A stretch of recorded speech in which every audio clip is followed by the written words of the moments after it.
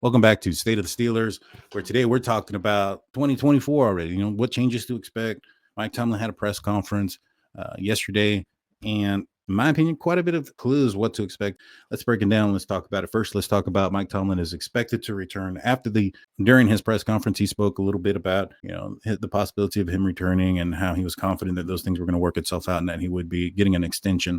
He denied ever saying that he was going to take a year off or any of those type of things. And he also apologized about walking out on the post-game press conference when asked about his contract, basically stating there's a time and place for those type of questions about his contract. And, just after the game, that end of the season is probably not the right place. And he apologized for the way he handled that situation. In my opinion, I think he apologized because he was trying to set an example of how to talk to the media for his players. Najee Harris had made some comments about some in-house changes and discipline and this, that. And I think that maybe perhaps after hearing those comments and seeing how Mike Tomlin handled himself with the media, it's probably not the best example to a George Pickens or to any of these younger guys who are looking up to Tomlin and then perhaps are going off on the media as well. So I think that had probably the biggest component to why he was so open and, just had a different demeanor about this press conference and the future of the Pittsburgh Steelers. To a certain extent, it almost looked like he had a weight lifted off him, or he saw some sort of, light at the end of the tunnel. Maybe there is some sort of path or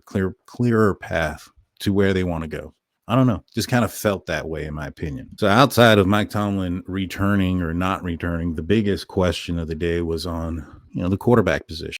It's been the biggest question throughout the last 4 weeks or so now. And in that time, Mason Rudolph has taken over for an injured Kenny Pickett. And in my opinion, outplayed Kenny Pickett, which is the reason why he stayed there when Kenny was healthy to return. Mason Rudolph's going to be a free agent this year. And there's a lot of talk on whether or not he's going to come back, whether he wants to come back, whether the Steelers want him to come back. I think that the biggest thought out there is that Kenny Pickett's going to get the nod at QB1. It's his job to lose. I really don't think so. I personally do think that there is going to be a huge competition there for Kenny Pickett, a real one this time. And I think that Mason Rudolph very well may be a guy that's going to be participating in that competition. I know that Tomlin said he was confident in Kenny Pickett being QB1, but it wasn't but a couple of years ago during the offseason after Ben Roethlisberger retired, and there was no other quarterback on the roster other than Mason Rudolph, that the GM of the Pittsburgh Steelers, Kevin Colbert, came out and talked about how confident he was in Mason Rudolph being QB1. But like I said, at that time, Mason Rudolph was the only quarterback on the roster. Soon after that, during free agency, Mitch Trubisky ends up getting signed. And then shortly after that, Kenny Pickett gets drafted. Mason Rudolph gets buried on the depth chart, never really given an opportunity. And, some people look at that as a possibility of him or a reason why he may not want to return. Valid points, 100%. But let's look at what Tomlin said about certain things. First, let's listen to what he said when asked about there being real competition for Kenny Pickett at the QB1 position. But certainly he will be challenged from a competition perspective moving forward. Competition brings the best out in all of us. I agree with him. And I think that if Mason Rudolph ends up being retained, or whoever ends up being the competition for Kenny Pickett, and Kenny ends up beating them out, then, that makes him a better quarterback and the right guy to be in there, and a better quarterback than what he is today or what he's been this season. I know a lot of folks are saying, they want to see him with a different offensive coordinator outside of Matt Canada. Oh, okay.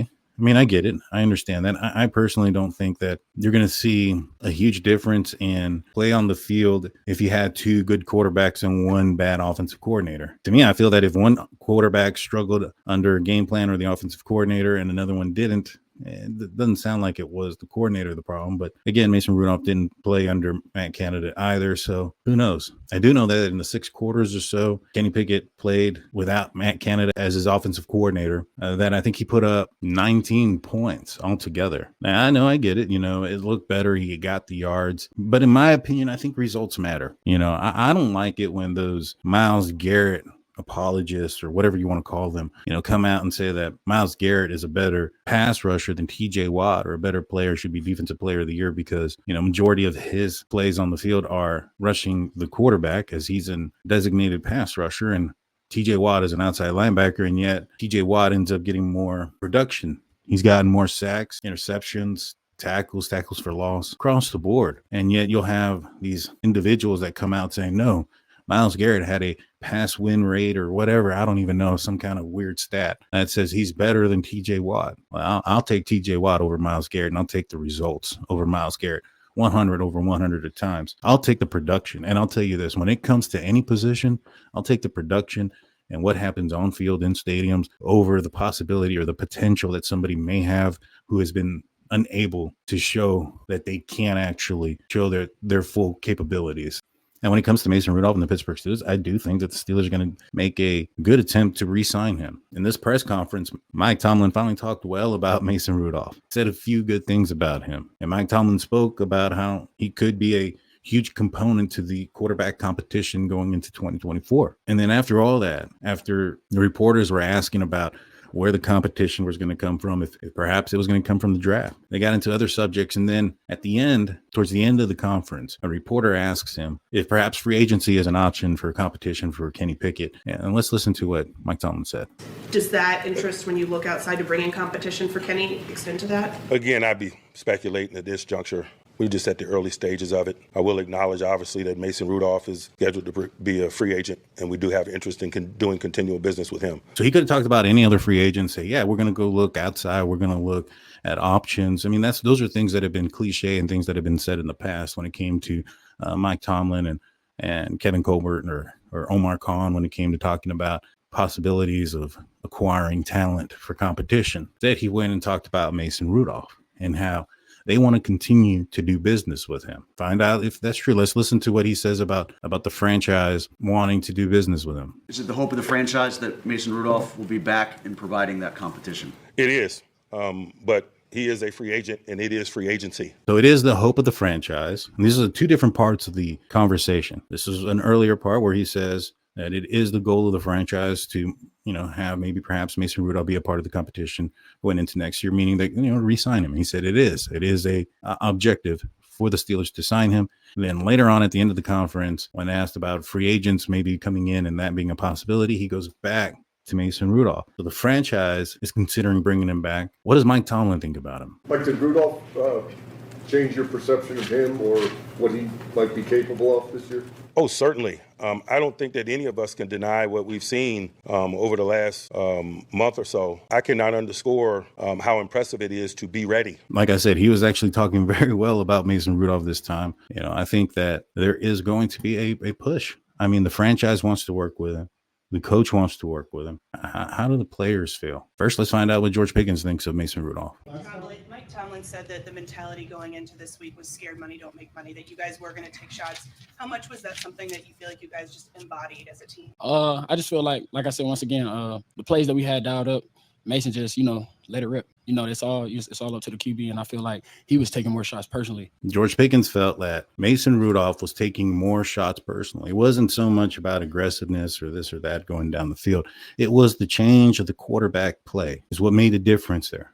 Sounds like George likes what Mason can do for him. And I think a lot of it has to do with the production that George Pickens and Deontay Johnson were both able to do while playing with Mason Rudolph. In fact, Deontay Johnson had some words on the topic of Mason Rudolph coming back. And he stated, I quote, "I've been on the Mason plane, so it wasn't nothing I wasn't expecting him not to do. I kind of had high hopes of him doing what he's been doing when he became the starter. I hope he gets the job next year and do what he's got to do, but he did a great job in my opinion." So he's basically saying that he hopes he's the guy that's next. He hopes he's the starter. I mean, if you go and look at their stats and you look at the production that the receivers had under Mason Rudolph, I see why. And Jaylen Warren, when asked about Mason Rudolph and if he thinks that Mason Rudolph will be back in 2024 and be competing for QB1, he says, "I'm expecting that." He went out there, did his thing, as we all saw. Very competitive. He put the ball in the right places when it needed to be. He has the confidence of the players. He has the confidence of the coach. And he has the confidence of the franchise. And I know a lot of people are thinking he's going to be gone. He's priced himself out. And maybe so. There is the free agency component, as Mike Tomlin had mentioned. He is a free agent. He can go where he wants to go. Maybe perhaps he's got some bad blood with the Pittsburgh Steelers. I don't think so. But maybe he does and just wants a new place. I think that Pittsburgh's probably the best place for him as far as getting an opportunity to start. I think no matter where he goes, he has a 4-game sample size. I don't think that's enough for a team to say, all right, you're our starter. We're not going to draft a quarterback in the draft after you. We're not going to have another quarterback compete with you. Regardless of where he goes, he's going to have to compete. And here in Pittsburgh, at least, he has chemistry with the receivers and he knows the playbook.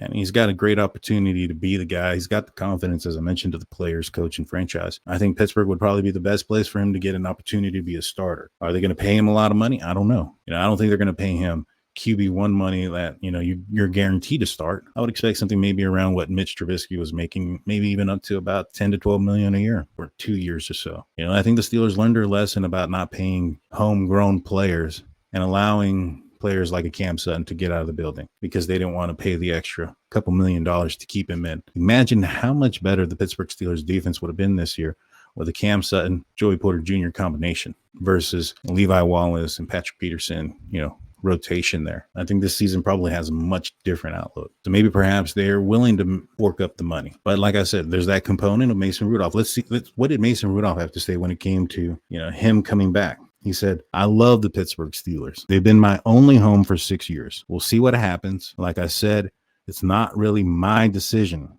A lot of it is outside of my control. We'll see what happens. That means he's willing to come back, y'all. He don't know if the Pittsburgh Steelers want him. That's a big component of him coming back. And at that point, when he said this was before his exit meeting. This was before any of these, contract talks or extension talks. So he may not know that they want him back. Nobody wanted him last year. He went, tested free agency, came back because nobody wanted him. And if you go and watch and listen to his press conferences, especially the one after the Cincinnati Bengals game, you'll see how appreciative and grateful he was of the opportunity to get the start that night, and how grateful and appreciative he got the opportunity to be on the team that year because he had no interest anywhere else. The Pittsburgh Steelers could have said, no, we'll go get an undrafted guy and pay him less than $1 million a year, put him on the practice squad or something and just have him elevate or even put him on the 53, but have to pay him a minimum paycheck, which is not going to be equivalent to a vet minimum paycheck. And, you really don't ever expect to see the third quarterback come in. So, they spent the extra cash on him to come back and,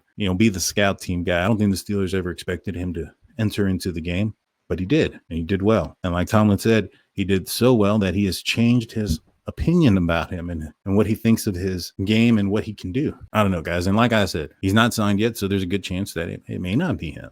I don't know. But I will say this. In my personal opinion, right now, the quarterbacks that are signed for 2024 are Mitch Trubisky and Kenny Pickett. And I don't think either two are the answer. I don't think Mitch Trubisky is going to be here very long. And look at the last 2 games that the Pittsburgh Steelers played in Baltimore, in Buffalo. And had they won in Buffalo, they would have gone to Baltimore again. And the way the Chiefs were playing, if they win there, they're probably going to Kansas City. And guess how the weather has been there? These are cold, windy places. Pittsburgh is a cold, windy place, especially later on in the season.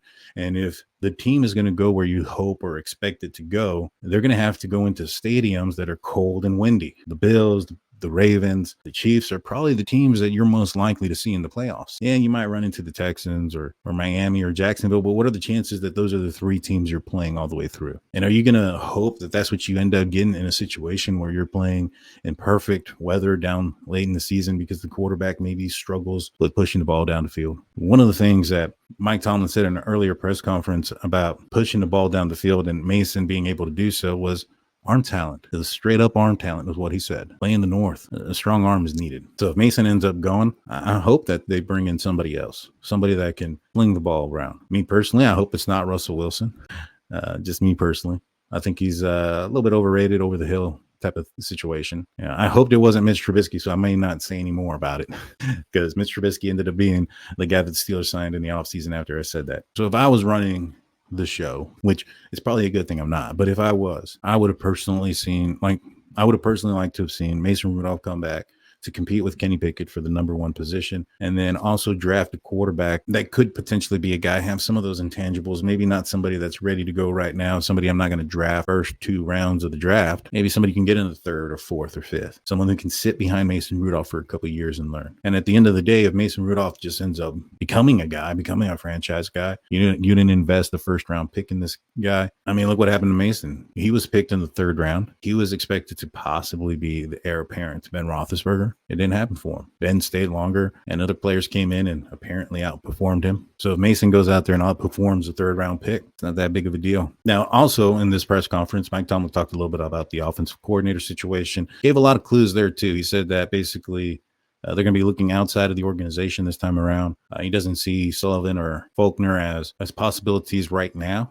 I guess maybe perhaps if the guys that they want go elsewhere, they can fall back on the possibility of going back to Faulkner or Sullivan, but it don't seem like that's the objective in that situation. He didn't want to speculate on the defensive side. I don't know if there's going to be changes there. That's going to be something to keep a close eye out on. But when it came to the OC, he wants somebody who has had experience as a coordinator, someone who is quarterback eccentric, maybe a potential past quarterbacks coach, somebody who can identify good quarterback play and identify potential quarterback options for the Pittsburgh Steelers in the future. With that said, I think there's a good possibility that person might be, coaching still right now, maybe still in the playoffs, coaching a team. I don't know, maybe there's a quarterback coach out there that has some experience with quarterbacks. I personally would have thought maybe I would have liked Brian Greasy out of San Francisco, but he doesn't really have experience as a coordinator. And I think he only has 2 years as an quarterbacks coach. The last thing I want to talk about when it comes to some of the things that Tomlin said, and it was not very good when it came to Marvin Leal and Presley Harvin.